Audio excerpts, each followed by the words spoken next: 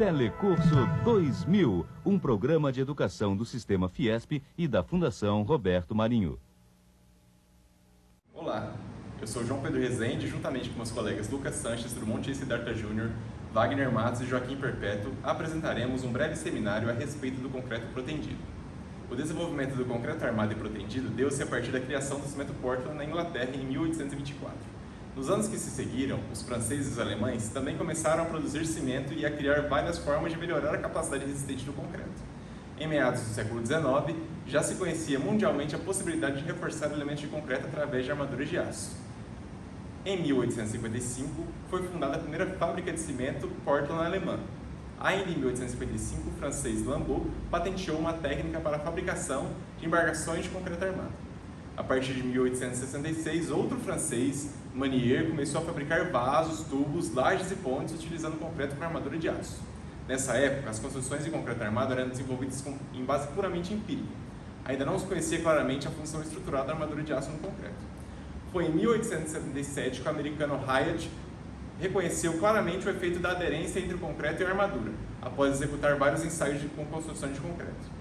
A partir de então, passou-se a colocar a armadura apenas de um lado da peça, ou seja, no lado tracionado.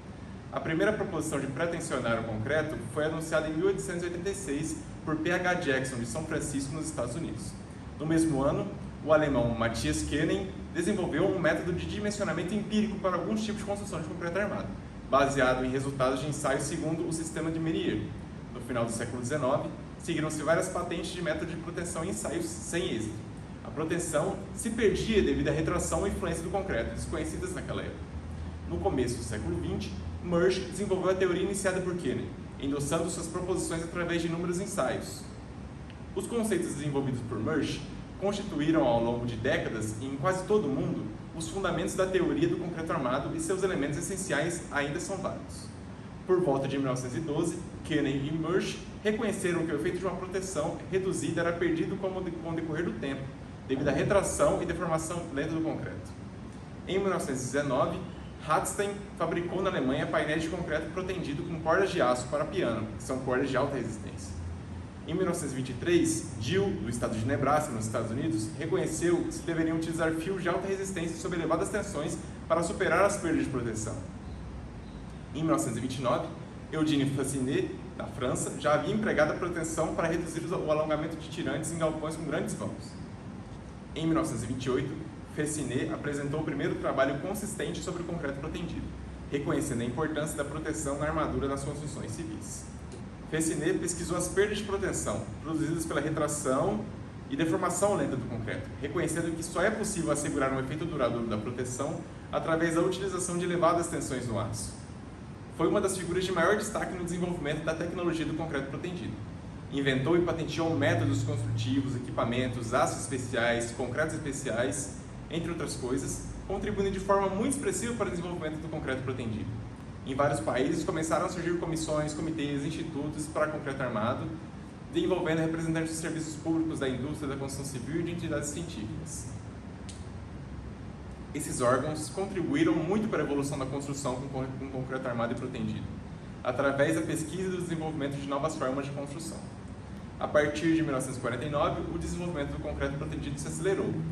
Em 1950, realizou-se em Paris a primeira conferência sobre concreto protendido. Surgiu a FIP, Federação Internacional de Pré-Tensão. No mesmo ano, Finsterwalder executou a primeira ponte em balanços sucessivos. O método espalhou-se por todo o mundo. Na mesma época, surgiram as cordoalhas de fios. O sistema de colocar os cabos de proteção em bainhas no interior da seção transversal de concreto, de modo a possibilitar a proteção dos cabos com o apoio do próprio concreto endurecido, estabelecendo-se posteriormente a aderência por meio da injeção de uma argamassa adequada de cimento. Esse método se impôs definitivamente nessa época. Esse sistema formou a base para a execução de estruturas protendidas de grandes vãos. A primeira obra em concreto protegido no Brasil foi a Ponte do Galeão, no Rio de Janeiro, construída em 1948, utilizando o sistema de Freyssinet. Para essa obra, tudo foi importado da França: o aço, os ancoragens, os equipamentos e até o projeto. Em 1952, a Companhia Siderúrgica Belgo-Mineira iniciou a fabricação de aço de proteção. A segunda obra brasileira, a Ponte de Juazeiro, já foi feita com aço brasileiro, dessa siderúrgica que eu acabei de citar. Em 1959, foi publicada a DIN 4227, norma alemã de concreto protendido. A partir de 1956, seguiu-se um aumento da capacidade das unidades de proteção e a racionalização dos métodos construtivos, principalmente na construção de pontes. Na década de 70, consagrou-se a preferência por cabos protendidos internos, constituídos por cordoalhos ancorados individualmente por meio de cunhas. Esse sistema tornou-se o mais competitivo por permitir a construção de cabos de grande capacidade com proteção da ordem de 200 a 600 toneladas-força. O Comitê Euro Internacional do Beton, SEB ou FIP, publicou em 1978 o Código Modelo para a Estrutura de Concreto Armado e Concreto Protendido. Muitas entidades de normalização em vários países usam o Código Modelo do SEB como base para a elaboração de suas normas técnicas. Bom, pessoal, agora o Lucas Sanches vai introduzir um pouquinho mais nos conceitos que eu acabei de dizer e também vai introduzir para vocês os conceitos de pretensão ou proteção, né?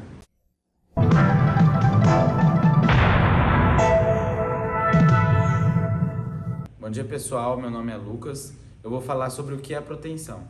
Então, esse nome de proteção é dado ao sistema de construção que introduz forças na estrutura.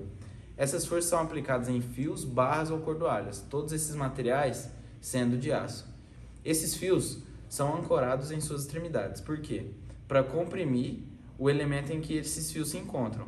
Então, qual é esses elementos? Joaquim vai falar melhor sobre onde esse sistema é mais aplicado. Mas voltando para falar da proteção, aquela compressão que os fios fazem por meio do tensionamento provocado tem o intuito de eliminar as forças de tração atuantes nesses elementos que se encontram. Para entendermos melhor o conceito que estamos explicando, precisamos falar também sobre o concreto. Sabemos que ele tem grande resistência à compressão, mas a tração é defasada, é cerca de 10 vezes menor. Então a gente viu lá em outras estruturas já de concreto ou até em resistências materiais que é muito maior a resistência do concreto à compressão do que à tração. Então, em estruturas convencionais ou usuais, que é o concreto armado, a utilização das barras de aço fica na região tracionada da seção transversal da viga ou da laje. Então, já os elementos que a gente está defendendo aqui no nosso trabalho, que é de elementos de concreto protendido, a gente tem uma armadura convencional e também uma armadura ativa, que é aquela que foi tensionada em suas extremidades. E essa última, que é a que eu estou falando, ela sofre esse tensionamento para comprimir a peça em que ela se encontra. Isso faz o quê? Dá mais eficiência a essa estrutura e assim a gente consegue atingir vãos maiores e dimensões menores dessas peças, ou seja, peças mais esbeltas.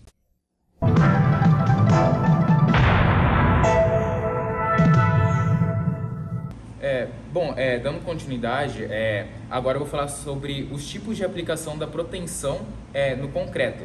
Nós temos dois tipos, nós temos a pré-tração e também nós temos a pós-tração. Bom, na pré-tração, os cabos eles são tracionados antes da concretagem, certo? E também tem uma certa sequência construtiva a ser seguida, em que as armaduras de aços elas são esticadas entre dois encontros, certo? Ficando ancoradas provisoriamente. Logo após isso, o concreto ele é lançado na forma e depois do concreto ele atingir uma resistência suficiente, soltam-se as ancoragens dos encontros.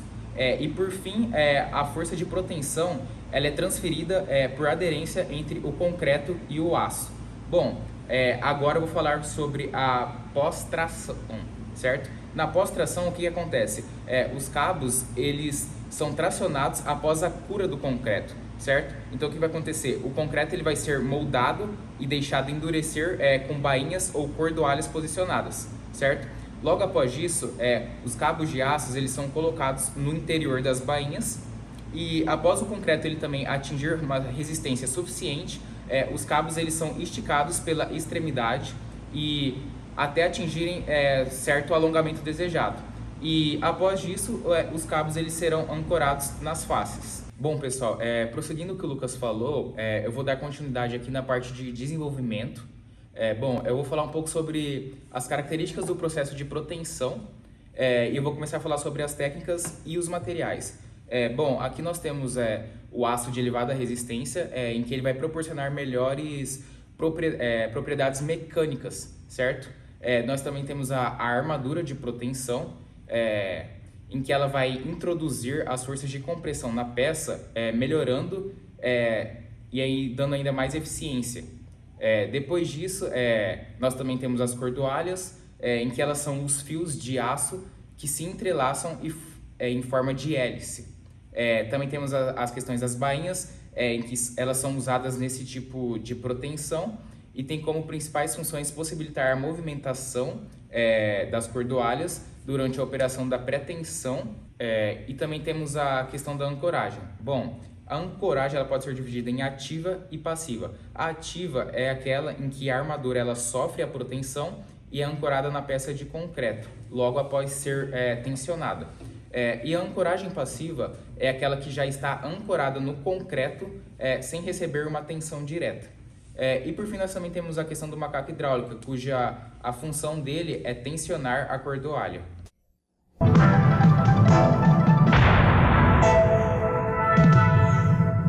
Dando continuidade ao que foi dito antes, eu vou falar um pouquinho sobre a aplicação do concreto protendido. Ele é especialmente utilizado nas obras de maiores vãos, como grandes edifícios, pontes, museus, viadutos e entre outros, por ser mais resistente a fissuras, mesmo submetido a muito peso. É preterido dos momentos dessas construções. O concreto protendido pode ser utilizado em diversas construções, como por exemplo, construção de lajes, vigas, placas de fundação, peças pré-moldadas, cortinas atirantadas, pontes de viadutos, barragens, pistas industriais, anéis de concreto, torres eólicas, silos, entre muitos outros. Algumas edificações importantes do Brasil foram construídas a partir dessa técnica, por exemplo, a Ponte do Galeão e a Ponte de Niterói, as duas localizadas no Rio de Janeiro. Elas são alguns exemplos desse tipo de concreto. Eu vou falar um pouquinho agora sobre a Ponte de Niterói, que a gente acabou de citar. O vão central da Ponte de Niterói conta com uma estrutura de 300 metros de comprimento de concreto protendido. E essa é uma estrutura que ela é uma das maiores da América Latina, com mais de 2.150 quilômetros de cabos de cordoalhas entre suas entranhas. É uma das 3 maiores pontes do mundo em volume espacial. A relação entre o comprimento, largura e altura dos pilares e fundações. No elevado da Avenida Rio de Janeiro e nas rampas de acesso ao Rio Niterói, foram utilizadas vigas pré-moldadas de concreto protendido, chamadas longarinas, que se apoiavam nas travessas de 2 pilares consecutivos, e cujo o número varia em função da largura de seu tabuleiro. Sobre o Baía do Guanabara, foram utilizadas peças de concreto.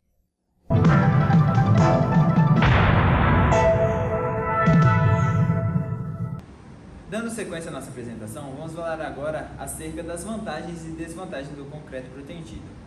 Algumas das suas vantagens são que o concreto protendido, a proteção, provoca uma redução das tensões de tração provocadas pela flexão e pelos esforços cortantes. Além disso, a proteção reduz a incidência de fissuras e reduz as quantidades necessárias de concreto e aço devido ao emprego eficiente de materiais de maior resistência. Então a gente consegue ter uma economia nisso aí. Permite, além disso, vencer vãos maiores que o concreto armado convencional. Então, para o mesmo vão, além de alcançar vãos maiores, ele ainda permite que a viga tenha uma altura menor, economizando também na concretagem. Além disso, para o mesmo vão, ela permite que a altura da viga seja menor, dando uma economia no material. Além disso, ela facilita o emprego generalizado de pré-moldagem, pois ela elimina a fissuração durante o transporte das peças, no transporte da grua ou, enfim, no guindaste. Além disso, durante a operação de proteção, o concreto e o aço são testados, entre aspas, porque são submetidas a tensões em geral superiores às que elas poderão ser submetidas durante o uso dela. Então, nesse caso, a proteção serve ainda como uma espécie de prova de carga de vida. Já as desvantagens são: o concreto de maior resistência exige melhor controle de execução. Além disso, os aços também de maior resistência exigem cuidados especiais de proteção contra a corrosão. Além desses dois detalhes, a gente deve levar em consideração que a colocação de cabos de proteção deve ser feita com maior precisão, de modo a garantir as posições admitidas nos cálculos das armaduras. Como a força de proteção possui em geral um valor muito alto, um pequeno desvio do cabo da posição de projeto pode produzir esforços não previstos, levando ao comportamento inadequado da peça e até o seu colapso.